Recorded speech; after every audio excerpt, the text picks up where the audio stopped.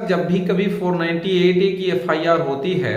देखिए जो केस लड़ रहा है वो तो अलग बात है, जो कभी थाना, पुलिस, कोर्ट, कचहरी, पंचायत नहीं देखा है, नॉर्मल सा परिवार है, खुशहाल परिवार है, एक बहुत ज्यादा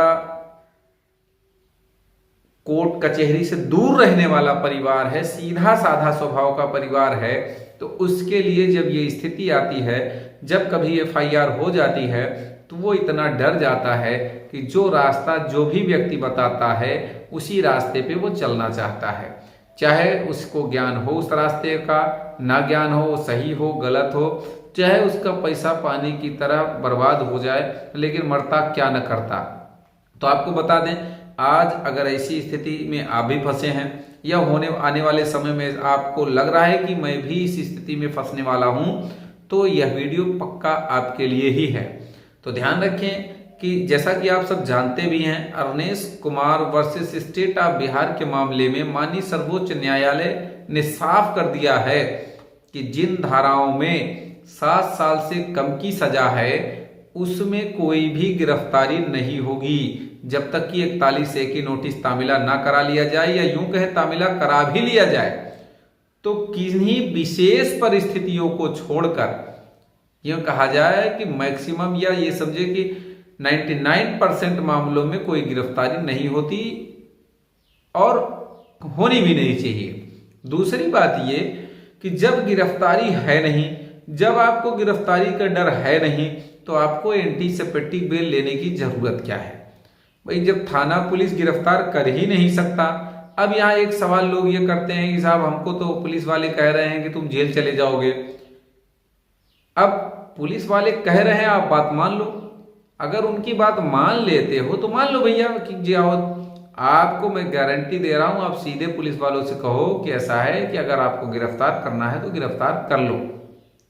मैं आपको 1 रुपया नहीं दूंगा, बस यही लैंग्वेज करें।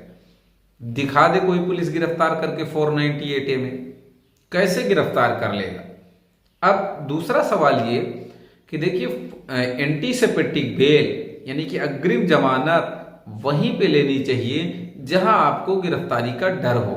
गिरफ्तारी का कोई डर नहीं है इस धारा में, चलिए मान लेते हैं कि गिरफ्तारी का डर नहीं है, एंटीसिपेटिक बेल नहीं लेनी चाहिए, फिर भी आपके वकील साहब कह रहे हैं एंटीसिपेटिक करा लो भैया,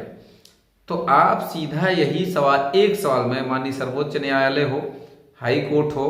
या फैमिली कोर्ट हो यानी कि लोअर कोर्ट हो, कोई भी कोर्ट के कोई भी माननीय वकील साहब से मैं क्षमा प्रार्थी हूं, मैं किसी भी वकील बंधु या एडवोकेट अधिवक्ता बंधु पर कोई टिप्पणी नहीं कर रहा हूं, लेकिन आप वकील साहब से एक सवाल जरूर पूछें, चाहे वो मैं ही कह रहा हूं कि एंटीसिपेटिक बेल ले लो, एक सवाल पूछें कि एंटीसिपेटिक बेल क्यों ले लिया जाए,